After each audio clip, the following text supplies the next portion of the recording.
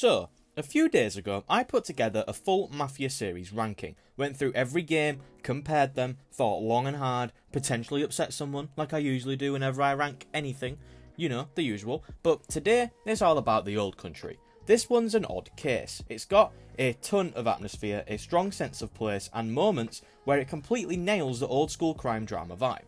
But it's also a game where certain choices made feel like they were pulled from another decade and not always in a good way. Today, we're breaking down a flawed video game, but one that I really enjoyed my time with from a series that's always been close to my heart. So let's start with the gameplay. When you first boot up Mafia the Old Country, you quickly realise that this isn't a game built around constant action. The story takes centre stage, and the actual gameplay comes in bursts. Little pockets of shooting, stealth or driving between long stretches of dialogue and cutscenes. It's not trying to compete with modern open world shooters, and in a way I find that quite refreshing, but it also means that the time you do spend actually playing has to pull some extra weight.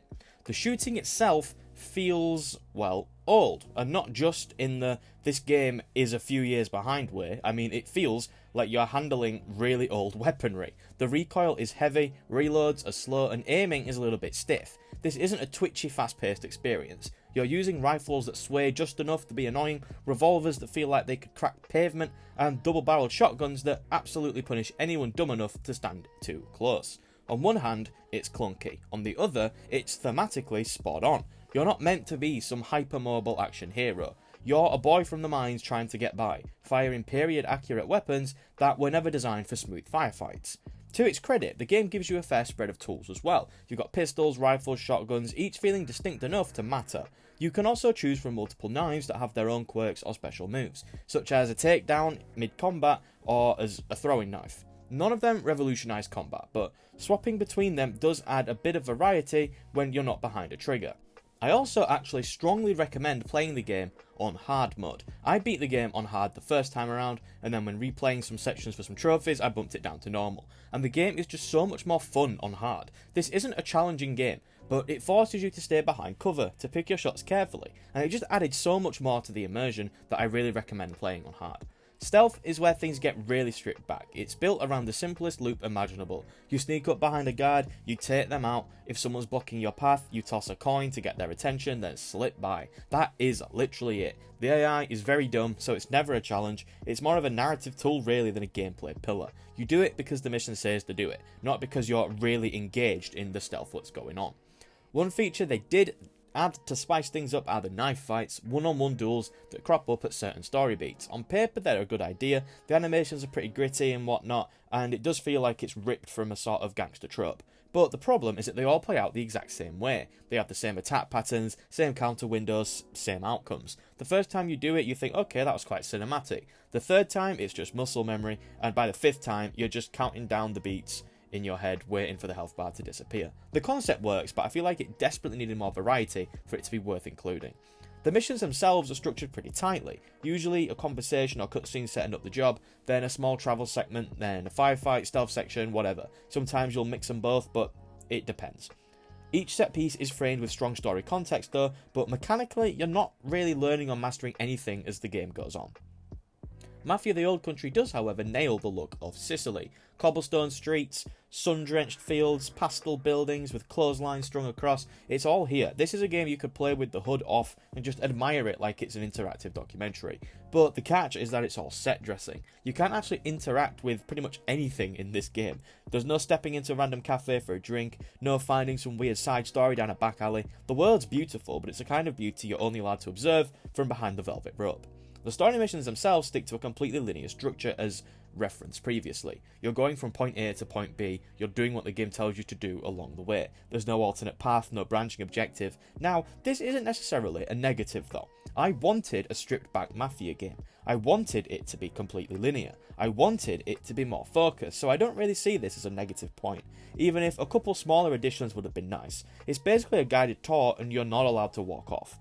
To be fair, that guided tour does have some pretty spectacular stops along the way. The game's set pieces are a genuine highlight. You get high stress chases, there are tense shootouts that spill across the city, there's even a few race sequences that were an absolute joy even if they were incredibly scripted. These moments are pure adrenaline and some of the most memorable parts of the game. There is a free roam mode you can unlock partway through the story, but it's basically the game going, here is the map. Now, do something.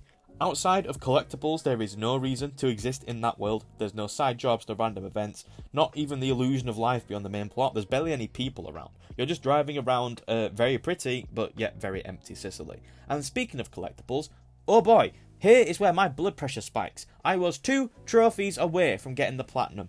2, and they were both for collectibles. Now you might be thinking, well, that doesn't sound so bad. Collectibles may be a bit annoying, but here's the thing. The game gives you no waypoint system, no minimap, no compass. You just have to memorise where you are based purely on vibes, or pause the game every 10 seconds. And one of the collectible types, and I cannot stress this enough, doesn't even have a tracker. You need to find 50 mystery foxes, and the game offers 0 indication of which ones you've already picked up. So unless you keep your own personal spreadsheet like some kind of mobster accountant, you're just wandering around the countryside praying that you stumble across number 49. Now, this won't affect most players. The average person will finish the story, close the game, and move on with their life. But me, I had to watch the platinum slip through my fingers because I didn't have the psychic ability to remember which exact corner I'd picked up a damn fox in 20 hours previous. I probably could have soldiered through if I hated myself, and it's not game breaking, but I am taking it personally. We're now going to discuss the story, but wait, you are safe. This is spoiler free. For now. We will discuss the ending later because I have issues with it, but I will warn you ahead of time. Okay, so let's start with the general story discussion. The Old Country doesn't try to reinvent the wheel when it comes to storytelling. This is about as classic as a Mafia plot can get. You start as a desperate boy, you stumble into a situation you're not equipped to handle, and it's the Mafia who save you. From there, you decide to stay with them. It's the rise and fall arc we've all seen before. The climb to respect, the thrill of belonging, the taste of power, and the shadows that inevitably come with it. The further in you go, the more you start to feel those ever-present threats looming over you, even in the quieter moments. The characters themselves are all straight from the gangster archetype handbook. The Don is warm in conversation, generous with praise, but you always feel the steel underneath his charm. Your mentor is very kind and accomplished, guiding you through the politics and dangers of the family with a mix of patience and quiet authority. Your best friend in the family is an insecure hothead, the kind of guy who will have your back, but may also cause the fight in the first place. And then there's the Don's daughter, intelligent, confident, and apparently very interested in you. On paper, these are characters we've all met before, but what makes them work is how they're performed and presented. The acting is stellar across the board, with line deliveries that feel lived in rather than theatrical. The Don's speeches have this slow, deliberate cadence, like every word has been weighed before it leaves his mouth. Luca, one of the mid-tier players in the family, ends up stealing the show for me. The guy oozes charisma without ever feeling like a cartoon. He's instantly one of my favourite characters in the entire series. He just steals every scene he's in. Cesare and Enzo's relationship is one area where I wanted more. You can sense there's history there, something unspoken, but the game never really digs into it too much. A couple of extra scenes could have made it a standout subplot. On the flip side, Enzo and Isabella's romance gets just the right amount of breathing room. It develops in little moments, shared glances, small gestures, subtle changes in how they speak to one another, rather than being dumped on the player all at once. One subtle storytelling trick the game pulls off is using body language and animation to communicate things that the script leaves unsaid. It shows prejudice, distrust, or quiet resentment through posture, through glances, or the way a character physically places themselves in a room. A handshake held for a fraction too long, a forced smile after a comment, it says just as much as the dialogue, often more. Pacing wise, the game is actually quite a slow burn. The first half of the game is all about immersing you in the family's world, running errands, learning who's who, and proving yourself. Big action beats are sprinkled in, but the focus is on character work and atmosphere. It's only in the back half where the pressure ramps up, the trust starts to fray, and the sense of danger becomes constant. Even if you can predict every twist before it lands, which you probably can in fairness, the execution is strong enough that you still want to see it through anyway. Yes, you've seen this story before. You can probably guess every beat and still be right. But the journey is entertaining. The world feels authentic, and the cast, for the most part, completely knocks it out of the park. We are now entering the spoiler zone. So if you haven't yet played The Old Country, then please skip to the time appearing on screen now. This is your warning. Okay, now let's dissect this ending. So, Luca dies, and with him gone, everything unravels, because he was the one keeping a lid on everyone's tempers. Without that level-headed presence, the cracks in the family start splitting wide open. Enzo's relationship with Isabella ends up taking a productive turn, let's say. His strong swimmers mean that she's pregnant, and they make the decision to leave for America to keep her safe and have a better life. But of course, the gang finds out and captures them. Enzo responds by killing the Don, a huge moment, but instead of fighting his way out, he basically hands himself over to Cesare, who promptly kills him. Then, Cesare helps Isabella escape to the US. On paper, all of this should be gut-wrenching. The game clearly wants these beats to land hard. Betrayal, loss, all that good stuff, but the problem is, it doesn't earn them. Cesare killing Enzo doesn't feel like the big betrayal it should be, because we never see enough of them as true friends. Most of their time together is just doing jobs side by side, so the emotional foundation doesn't really feel there. It was also incredibly obvious it was going to happen from the moment Enzo let him live previously. The pacing in this final stretch is also way too abrupt, and I think that's the main issue. There are times jumps that skip over crucial build-up. Enzo deciding to leave the family after Luca's death should have been the start of a slow, tense descent into chaos, but instead, you've probably finished the game an hour after that moment. The family just randomly finds out off-screen thanks to the priest being a snitch, and then suddenly, everyone's dead. It needed a lot more breathing room. 2 or 3 extra missions between Luca's death and the finale could have shown the tension rising, relationships straining, and suspicions growing.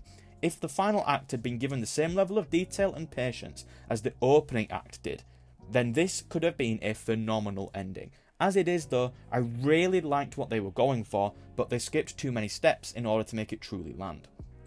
Despite my criticisms, I really enjoyed The Old Country. It's almost exactly what I wanted from a new Mafia game. I can overlook the smaller issues, but it really grinds my gears when a brilliant story with brilliant characters comes so close to capping it off with a brilliant ending, only to fall short when it matters most.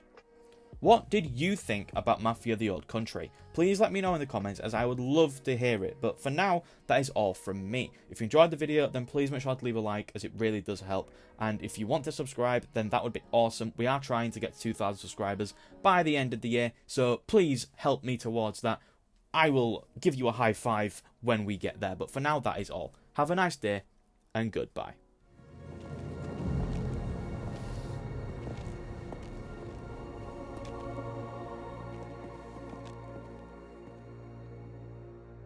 All of the men in this room are bound by blood.